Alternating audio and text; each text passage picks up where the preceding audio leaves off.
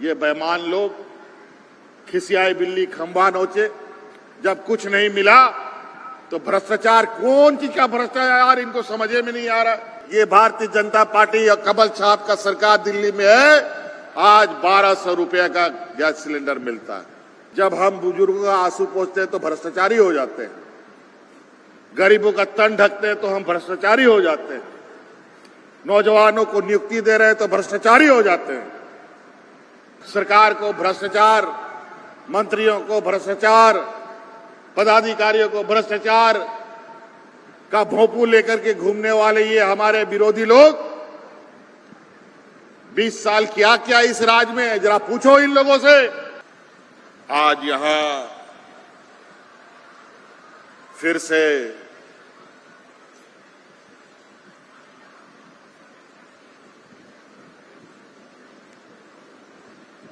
पलामू प्रमंडल के इस पुलिस लाइन मैदान में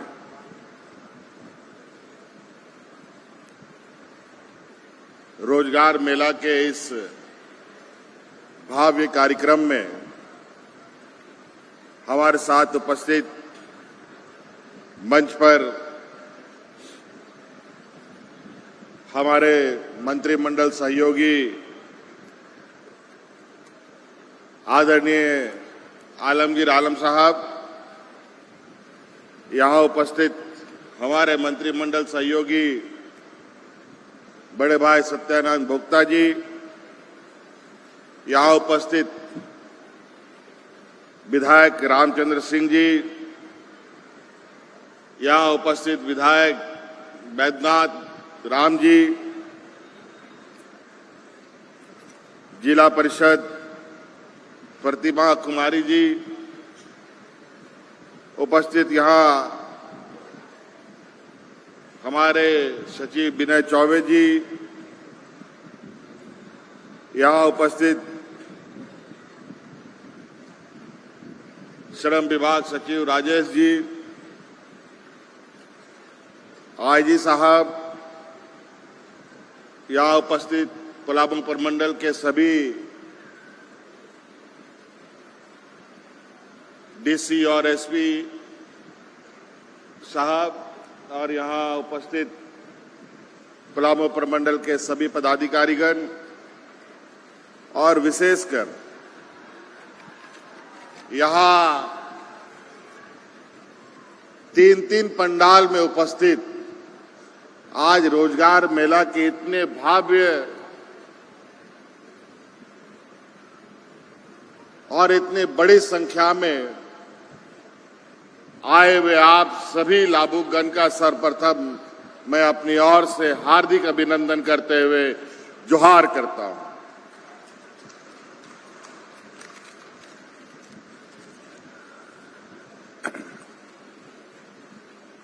आज यहां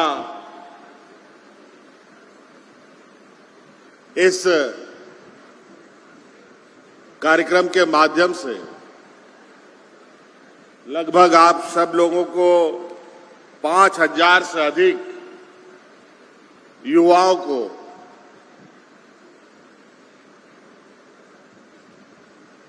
किसी न किसी रोजगार से जोड़ा जा रहा है। और हर सरकार की ये प्राथमिकता भी होनी चाहिए, और कई सरकारों की प्राथमिकता होती भी है।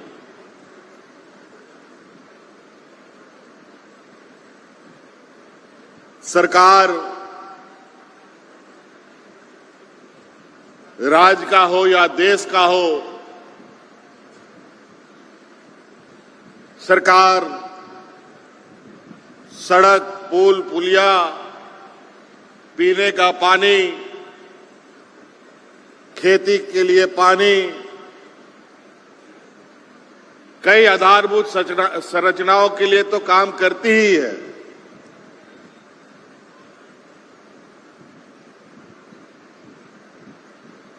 राज्य की अर्थव्यवस्था कैसे जुटे, इस पर भी काम करती है। किसानों की आय कैसे वृद्धि हो, उसके लिए भी काम करती है। बूढ़े के लिए, बुजुर्गों के लिए, महिलाओं के लिए, विधवा महिलाओं के लिए, बच्चों के लिए, छात्र छात्राओं के लिए, यहां तक कि मां के कोख में पल रहे बच्चे के बारे में भी सरकार चिंता करती है। उसी प्रकार नौजवान को कैसे सही दिशा दिखाई जाए, कैसे उसको एक बेहतर जीवन जीने के लिए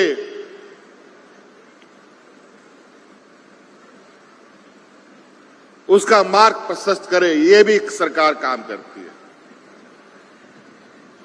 और कई लोग इतने काबिल भी होते हैं जो खुद से रोजगार भी खोज लेते हैं, खुद से नौकरी भी पा लेते हैं, खुद से स्वरोजगार भी कर लेते हैं और अपने पैरों पर खड़ा हो जाते हैं।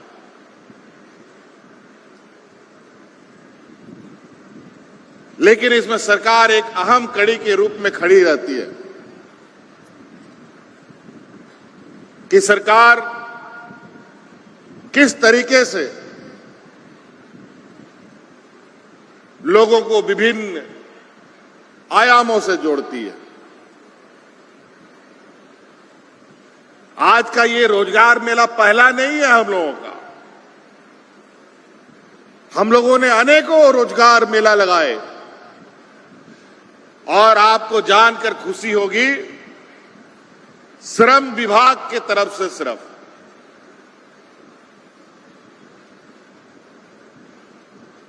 अब तक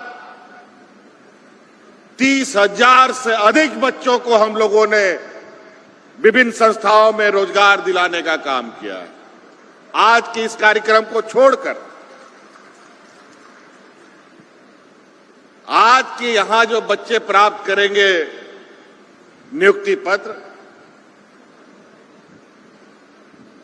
इससे पहले हम लोगों ने 33,000 के लगभग या उससे अधिक बच्चों को हम लोगों ने रोजगार से जोड़ दिया।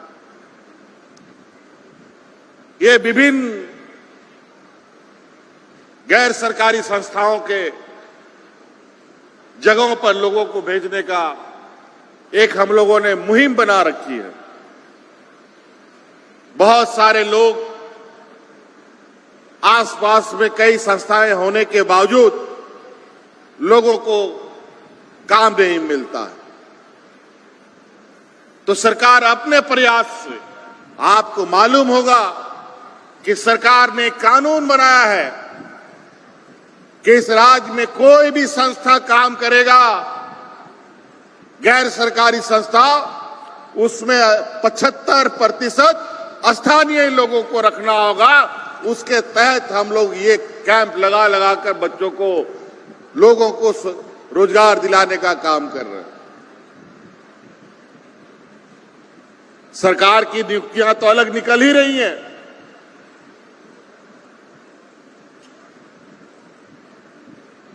आज हमारे सरकार को कई चुनौतियों से गुजरना पड़ा है। कोरोना जैसा महामारी हम लोगों ने देखा, सुखाड़ की स्थिति हमने देखी और राज्य में लोगों को भूखा मरते भी देखा था। लेकिन सरकार बनने के बाद आप लोगों के आशीर्वाद से, आप लोगों की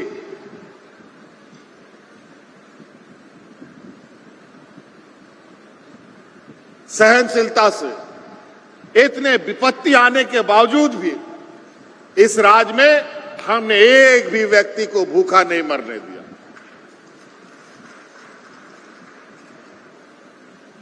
नहीं तो पूर्व के सरकारों की स्थिति ऐसी रही है कि लोग हाथ में राशन कार्ड लेकर के भूख से मरा है।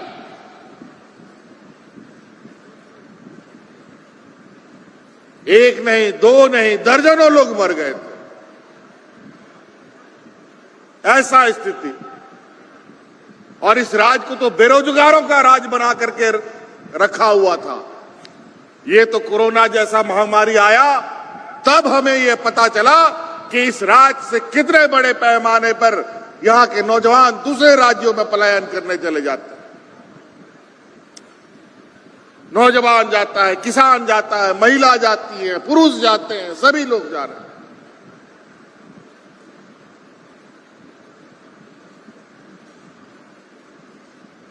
कोरोना काल एक तरीके से हमारे लिए बहुत बड़ा चुनौती भी था, लेकिन इस राज्य के लिए हमारे लिए वो एक बहुत बड़ा सीख भी रहा है।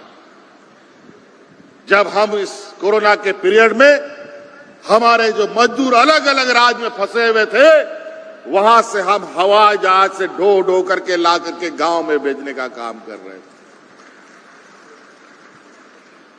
उसी दिन से हमने ये तय किया कि किस तरीके से राज्य के अंदर ही लोगों को रोजगार अधिक से अधिक उपलब्ध हो। दूसरे राज्यों में जाने का मना ही नहीं है। अगर अच्छा काम मिलता है तो दूसरे राज्य में लोगों को जाना चाहिए। अधिक पैसा मिलता है, अच्छी नौकरी मिलती है, अच्छी रोजगार मिलती है, तो लोग और मनुष्य का प्रवृत्ति भी है, लोग चलता रहता है और उससे अर्थव्यवस्था भी चलता है। लेकिन हमारे इस राज्य के लोग मजबूरनवश कई लोग जाने के लिए मजबूर हो, ये ठीक नहीं है। और कुछ तो षड्यंत्र रच करके लोगों को काम से अलग किया जाता है। अभी मैं दुमका से आ रहा हूं। कल दुमका में भी ऐसे भव्य कार्यक्रम, लेकिन चलते चलते हम सोचते रहते हैं कि यहां के लोगों को कैसे हम काम दें। ठीक है, दिल्ली मुंबई में जाकर के 500 रुपया दिहाड़ी में काम करेगा, और वो भी दिल्ली मुंबई में। अगर यहीं पर आकर के 250-300 रुपया में काम मिल जाए तो क्या दिक्कत है। लेकिन वो 250-300 रुपया भी उसको कैसे समय पर मिले, इसकी व्यवस्था अभी तक नहीं हो पाई। और यही वजह है कि राज्य के अंदर और राज्य के अंदर चल रहे कार्यों में लोग थोड़ा रुचि कम लेते हैं। लेकिन इस व्यवस्था को हम बदलने की पूरी तैयारी कर रहे हैं। आज राज्य में मनरेगा का कार्य हो, प्रधानमंत्री आवास बनाने का काम हो, चाहे और कोई योजना हो, जो केंद्र अपने हिस्से का पैसा देता नहीं है और हमारे मजदूर भाइयों को समय पर पैसा नहीं मिलता। चाहे वो कुआं खोदने का काम हो, चाहे वो मिट्टी काटने का काम हो, चाहे कोई आवास बनाने का काम हो, कई ऐसी योजनाएं, अगर ये पैसा भी रोज उसको मिल जाए, मजदूर बेचारा वो स्थिति का होता है, अगर वो एक दिन मजदूरी नहीं उसको मिलेगा तो उसका चूल्हा भी नहीं जलता है। इस राज्य के लोगों का बैंकों में भरा हुआ पैसा नहीं है। यहां दिल्ली, मुंबई, गुजरात के लोग जैसे लोग नहीं है, जहां बोरा भर भर करके लोग पैसा रखते हैं। इन लोग का तो ये खेत खलिहान मजदूरी, यही उसका बैंक और खाता है। और यही वजह है आज इस राज्य की गरीबी की वजह से हमने इस देश का ये पहला राज्य बनाया जहां हम इस राज्य के सभी बुजुर्गों को पेंशन देने का काम करते हैं, सभी विधवा महिला को पेंशन देने का काम करते हैं, सभी विकलांग को और एकल महिलाओं को पेंशन देने का काम करते हैं। कम से कम बेचारा एक उसका बुढ़ापे का लाठी तो उसके हाथ में रहे। इसके साथ साथ जिस तरीके से आज हमारे क्या कहेंगे, पूरे दुनिया में आजकल नया नया आफत, नया नया समस्याएं खड़ी हो रही है। जलवायु परिवर्तन जिस तरीके से हो रहा है, ठंड के दिन में बारिश, बारिश के दिन में गर्मी, गर्मी के दिन में ठंड, बड़ा उल्टा पुल्टा समय, समय पर बारिश नहीं तो खेती बाड़ी भी खत्म।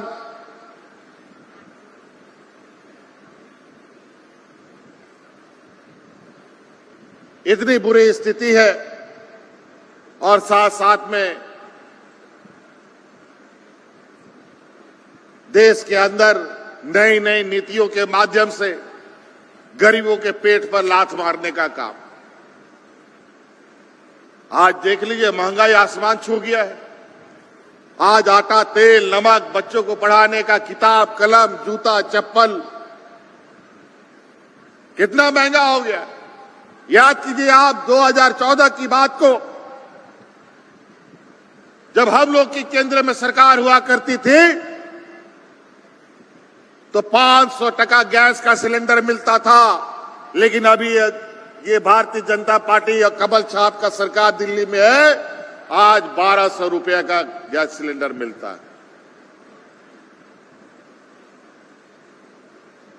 150 रुपया तेल, 100 रुपया दाल चावल।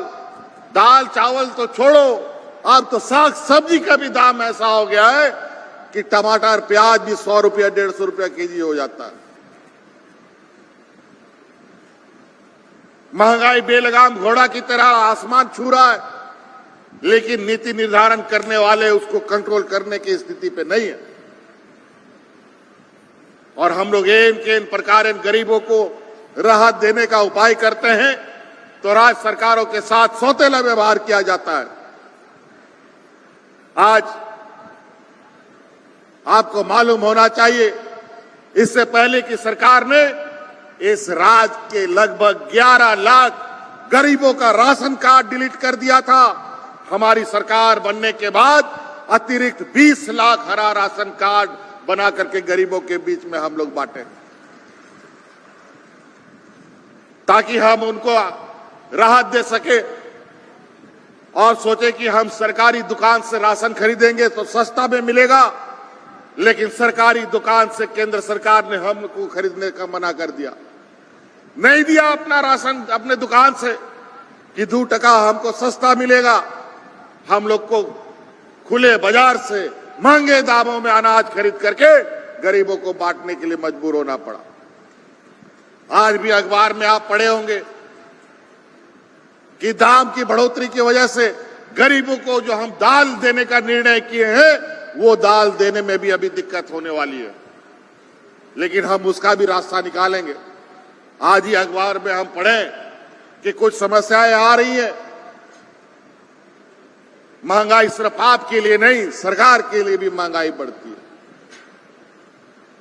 इसीलिए जितने भी हमारे खेती बाड़ी से जुड़े किसान भाइयों से भी हम आग्रह करना चाहेंगे, आप किसान पद्धति को थोड़ा बदलने का प्रयास कीजिए। आजकल जिस तरीके से हमारे राज्य में बहुत आयात में लोग धान और गेहूं जैसे चीजों को खेती करते हैं, इसके अलावा भी और भी खेती बाड़ी करने का व्यवस्था है। बिरसा हरित ग्राम योजना से जुड़िए, फलदार पेड़ लगाइए और उससे भी आप स्वरोजगार और अपना आय में बढ़ोतरी कर सकते हैं। कई सारे लोग इस योजना का लाभ ले रहे हैं और इस बार हम लोगों ने भी लक्ष्य बहुत बढ़ा रखा है और सरकार आपको उसमें भी मदद करेगी। इसीलिए कई सारी चीजें अगर हम बातें कहेंगे तो आज समय भी बहुत कम पड़ जाएगा। फिर भी आप लोग को कुछ कुछ याद रखना चाहिए। जो अच्छी चीजें हैं उसको कभी नहीं भूलना चाहिए। आज बूढ़े बुजुर्गों का पेंशन, आज गरीब, यहां पर कई ऐसे गरीब हैं जो बेचारा सालों साल तक कपड़ा नहीं खरीद सकता था। आज उन सभी गरीबों को साल में 2 बार 10 रुपया में धोती और साड़ी हम लोग बांटने का काम कर रहे हैं, ताकि गरीब भी मान सम्मान से जी सके। आज हमारे राज्य के अंदर जो नौजवान का खेल का प्रतिभा है उसको निखारने का निरंतर प्रयास चल रहा है और उसी का नतीजा है आज आप रांची में जाकर के देखिए कि एशियन वुमेन्स हॉकी चैंपियनशिप महिलाओं का हॉकी टूर्नामेंट चल रहा है और ये भारत में पहली बार झारखंड के अंदर ये खेल खेला जा रहा है जो पूरा विश्व देख रहा है और हमारी बच्चियां इसके अंदर अपना हुनर दिखा रही हैं। कितनी खुशी होती है। हमारे राज्य के बच्चे टीम में आधे से अधिक हो या आधे हो और उस राज्य में उस खेल को प्रोत्साहन ना मिले। आज जाके देखिए रांची में और अलग अलग जिलों में भी प्रसारण किया जा रहा है। कितने उत्साहवर्धक खेल हो रहे हैं और इसीलिए हम लोगों ने गांव गांव में पोटो हो खेल मैदान बनाया। आने वाला समय में पंचायतों में गांव में हम लोग खिलाड़ियों को पैदा करने का काम करेंगे और खेल के माध्यम से भी इस राज्य को एक अलग पहचान दिलाने का काम करेंगे। इसीलिए सिद्धू कानू क्लब बनाने का निर्णय लिया गया है ताकि आप अपने होनहार नौजवान को उसमें खेल से जोड़ सके। हम लोग बहुत कोयला, लोहा, अब्रक, यूरेनियम, बालू, गिट्टी इसके नाम से बहुत न जाने गए और बदनाम भी बहुत हो गए। हम लोग खाया पिया 12 ना क्या बोलता है वो कहावत है, उसी टाइप का हाल हो गया। कोयला, लोहा, अब्रक से तो हम देश का सबसे अमीर राज्य है, लेकिन हमारा प्रजा भिखारी कैसे हो गई भाई, मजदूर कैसे हो गया। 100 साल में क्या हो गया, हमारे लोगों को काम नहीं मिला और बड़ा बड़ा सेठ और मोटा होता चला गया। जिस कोयले का ताकत से पूरा देश को रोशनी मिलता है, वो ताकत से हमारे राज्य को रोशनी क्यों नहीं मिलती। इसलिए हमने छोड़ दिया। कोयला लोहा पर हमारा बहुत ज्यादा चिंता नहीं है। अब हम अपनी परंपरागत तरीके से काम करेंगे। हमारा खेत खलिहान को इस तरीके से बनाएंगे कि हम किसान के माध्यम से देश में, खेलों के माध्यम से देश में और अपने हुनर के माध्यम से देश को अव्वल ले जाने का काम करेंगे।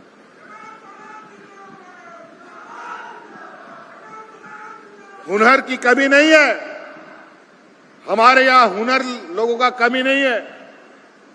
अभी हम पूछ रहे थे, हमारे यहां बहनें हमारे यहां पारंपरिक नाच गान करके हमारा स्वागत करती हैं। मैंने पूछा कि इन लोगों को कितना तुम लोग दिन भर का दिहाड़ी देते हो, लेकिन किसी ने कुछ बात बताया नहीं।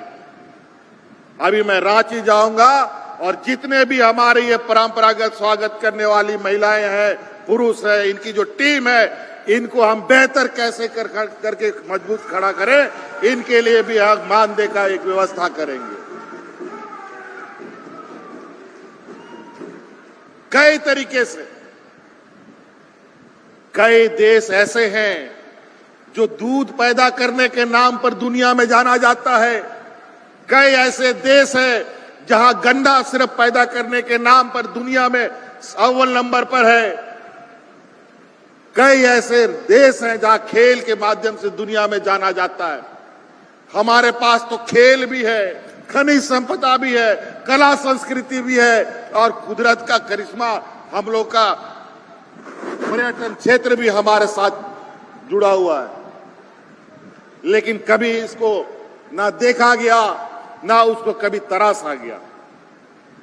आज हम लोग उस विषय को लेकर आगे बढ़ रहे हैं। अब देखिए, गरीबों को आवाज देने का बात केंद्र सरकार ने कहा कि 2022 तक सबको घर दे देंगे। लेकिन हमारे राज्य के 8 लाख से अधिक लोग छूट गए। और लगभग हमारे ही नहीं, कई गैर भाजपा शासित राज्य के लोग, गरीब लोग छूट गए। केंद्र सरकार भी ये बात मानती है, लेकिन हमें आगे का अलॉटमेंट हमें नहीं मिला। कई बार हम रोए, गिड़गिड़ाए, कई बार हम लोगों ने दिल्ली में जाकर के और विभागीय मंत्री आलमगीर साहब पूरा दल बल के साथ गए कि भाई हमारे गरीब लोग और बहुत ज्यादा हमारे राज्य में है, उनकी संख्या अधिक है, तो इसलिए आप हमें उन गरीबों का अलॉटमेंट सैंक्शन करा दीजिए। लेकिन कोई सुनने वाला नहीं, कोई सुनने वाला नहीं दिल्ली में। अंतोगत्वा हमने ये निर्णय लिया है, ठीक है केंद्र नहीं देगी मदद, लेकिन राज्य सरकार अपने ताकत पर बचे हुए 8 लाख लोगों को अबुआ आवास के नाम से नई योजना देगी, जहां पहले के प्रधानमंत्री आवास से बेहतर आवास बना के देगी। तो ये सौतेलापन जिसको बोलते हैं, केंद्र सरकार को राज्य सरकार के साथ ऐसा नहीं करना चाहिए। लोकतंत्र का चेहरा ये नहीं है। आज बरगद का पेड़ भी अपने आप को और बड़ा करने के लिए टहनी से अलग से जड़ निकाल करके जमीन में सहारा लेता है। केंद्र के भरोसे तो पूरा देश है। आज जब से जीएसटी लागू हुआ है, तब से तो धन संग्रह करने के लिए हमारे हाथ पैर बांध दिए गए। हम लोग धन इकट्ठा करने की स्थिति में बहुत ज्यादा नहीं रहते, लेकिन जो कुछ हम लोग के पास देख रहा है, और कितना लोगों को तो ये लोग मुख्यमंत्री बनाने का घोषणा भी कर दिया, कितना बार मुख्यमंत्री भी बना दिया, लेकिन जब जब इन लोगों ने प्रयास किया तब तब इन लोगों को मुंह की खानी पड़ी है। और अभी सरकार 4 साल पूरा कर रही है, 4 साल नहीं 5 साल में ही पूरा करेगी, और 5 साल से भी आगे जाएगी। कोई चिंता नहीं। अजीब हालत है। सरकार को भ्रष्टाचार, मंत्रियों को भ्रष्टाचार, पदाधिकारियों को भ्रष्टाचार का भोंपू लेकर के घूमने वाले ये हमारे विरोधी लोग 20 साल किया क्या इस राज्य में, जरा पूछो इन लोगों से। दीमक की तरह चाट गए इस राज्य को। कभी ऐसा रोजगार मेला लगा करके बच्चों को रोजगार देने का काम किया? कभी गरीबों का तन ढकने का काम किया? बुजुर्गों का आंसू पोंछने का काम किया? जब हम बुजुर्गों का आंसू पोंछते हैं तो भ्रष्टाचारी हो जाते हैं, गरीबों का तन ढकते हैं तो हम भ्रष्टाचारी हो जाते हैं, नौजवानों को नियुक्ति दे रहे हैं तो भ्रष्टाचारी हो जाते हैं। ये बेईमान लोग खिसियाई बिल्ली खंबा नोचे। जब कुछ नहीं मिला तो भ्रष्टाचार, कौन की क्या भ्रष्टाचार इनको समझे में नहीं आ रहा। अरे बताओगे भ्रष्टाचार का मतलब क्या होता है?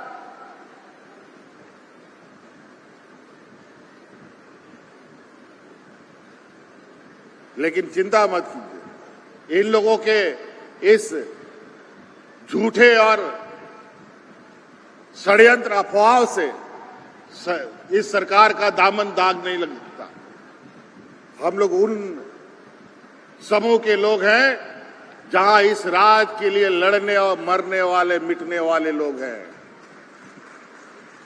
और इन षड्यंत्रकारियों को अभी तो सत्ता से बाहर किए हैं, अब आने वाला समय में इस राज से बेदखल करेंगे। चिंता मत कीजिए।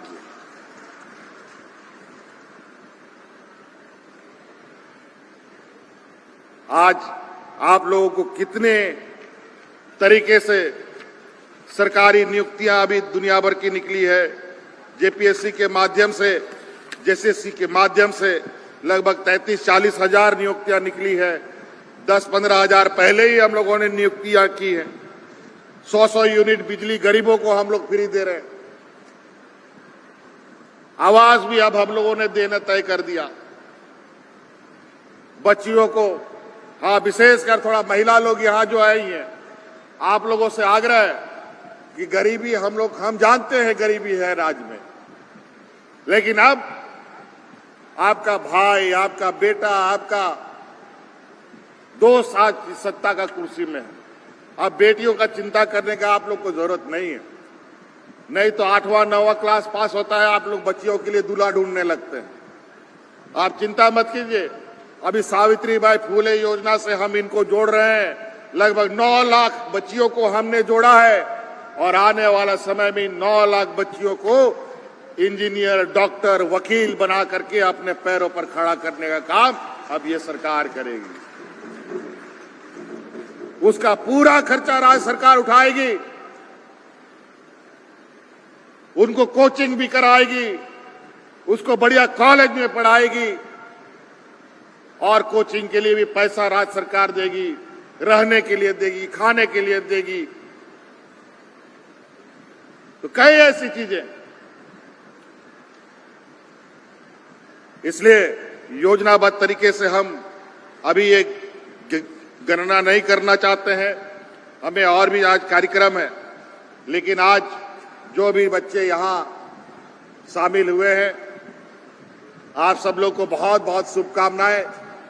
और हम लोग समय समय पर इस बात का भी आकलन करेंगे कि हमारे राज्य में जो नौजवान है या हमारे खेती बाड़ी करने वाले लोग हैं, इन लोगों के बीच के अंदर जो आर्थिक गतिविधियां हैं वो किस तरीके से फल फूल रहा है। आप लोग का पशुधन योजना, बिरसा हरित ग्राम योजना के माध्यम से खेती बाड़ी की व्यवस्था, फूलो जानो आशीर्वाद योजना से महिलाओं को छोटा गाड़ी चलता था या एगो बड़ा गाड़ी चलता था, कोई हफ्ता में एक बार, कोई दिन में एक बार। अब हम लोगों ने तय किया है कि अब इस ग्रामीण क्षेत्र में आवागमन कैसे तेज हो। ग्रामीण क्षेत्र के हमारे ग्रामीण, चाहे वो किसान हो, चाहे वो मजदूर हो, चाहे वो नौजवान हो, चाहे वो कॉलेज में पढ़ने वाला छात्र छात्रा हो, इन लोग को आने जाने में सुगम कैसे हो। तो मुख्यमंत्री गाड़ी योजना हम प्रारंभ करने जा रहे हैं, जिसमें गांव देहात से बसें चलेंगी, जहां में बुजुर्ग लोग मुफ्त में चढ़ेगा, छात्राएं मुफ्त में चढ़ेंगी और महिलाओं को मुफ्त में चढ़ाया जाएगा। लगभग 101 करोड़ लोग इसमें मुफ्त सवारी करेंगे।